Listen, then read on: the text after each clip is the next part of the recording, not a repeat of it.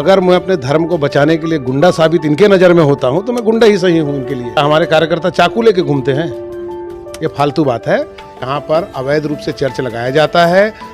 धर्म पे कभी भी अगर कहीं आँच आया तो जो भी धर्म विरोधी गतिविधि में लिप्त रहेगा उसको मेरा मुंहतोड़ जवाब जो शैली है देने का उसमें ही दूंगा मैं। और अगर ये लोग नहीं मानते हैं, नहीं समझते हैं तो फिर मजबूरी में हिंदू समाज को आगे आना पड़ेगा। चाहे वो कांग्रेस हो, बीजेपी हो, उससे हमें मतलब नहीं है। हम अपने समाज के लिए जीते हैं और हम हिंदू समाज पे आँच नहीं आने देंगे, यही हमारा प्रण।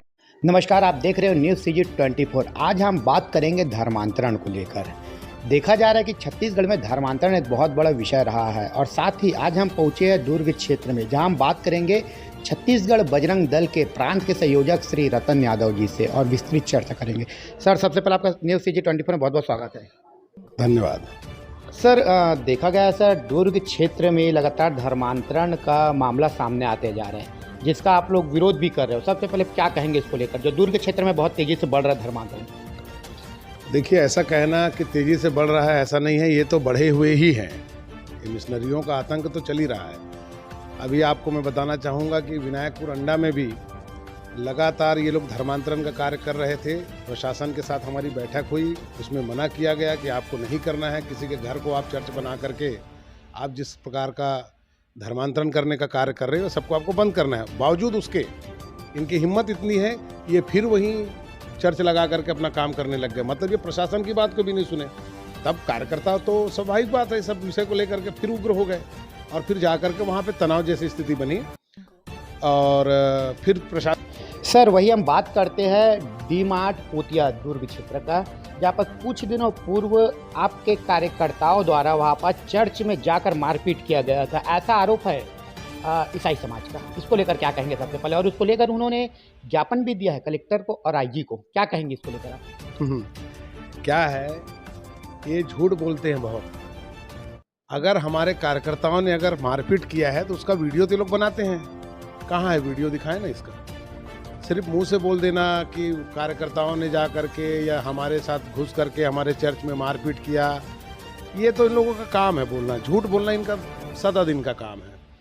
वो पास्टर मैं देख रहा था, इनके चैनल में बता रहे थे कि मुझे चाकू मारा। ये एकदम छोटी बात की है। क्या हमारे कार्यकर्ता चाकू लेके घूमते हैं? ये फालतू बात है। ये कुल मिला करके प्रशासन को दबाव बनाने का एक तरीका है इनका, लेकिन दबाव में प्रशासन कभी नहीं आता है।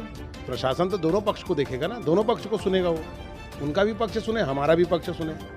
हमने तो इस पूरे विषय को लेकर के एक ज्ञापन के माध्यम से हमने कहा था कि यहाँ पर अवैध रूप से चर्च लगाया जाता है, बाहर से लोगों को बुलाया जाता है, इसको आप 15 दिन के अंदर इस पर कार्रवाई करें।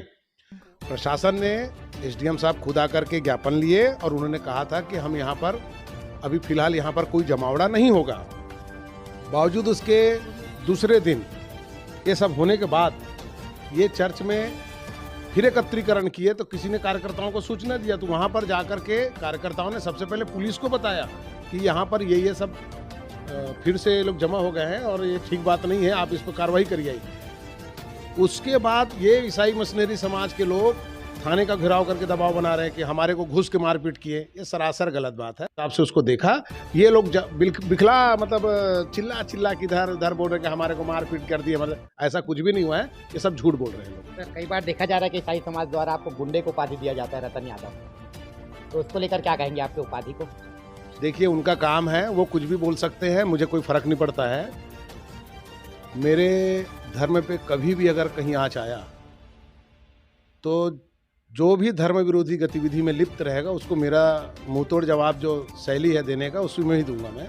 और जो रही बात गुंडा, तो अगर मैं अपने धर्म को बचाने के लिए गुंडा साबित इनके नज़र में होता हूं तो मैं गुंडा ही सही हूं इनके लिए, कहीं कोई दिक्कत नहीं मुझे उसमें।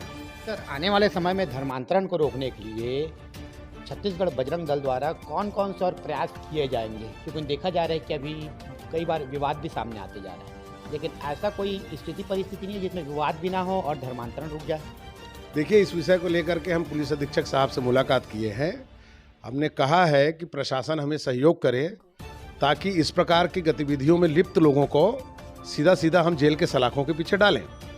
बेवजह का कहीं ना कहीं पर ये आरोप लगाना कि हम लोगों ने मारपीट किया या फलाना ढिकाना, बहुत सारी बातें करते हैं लोग।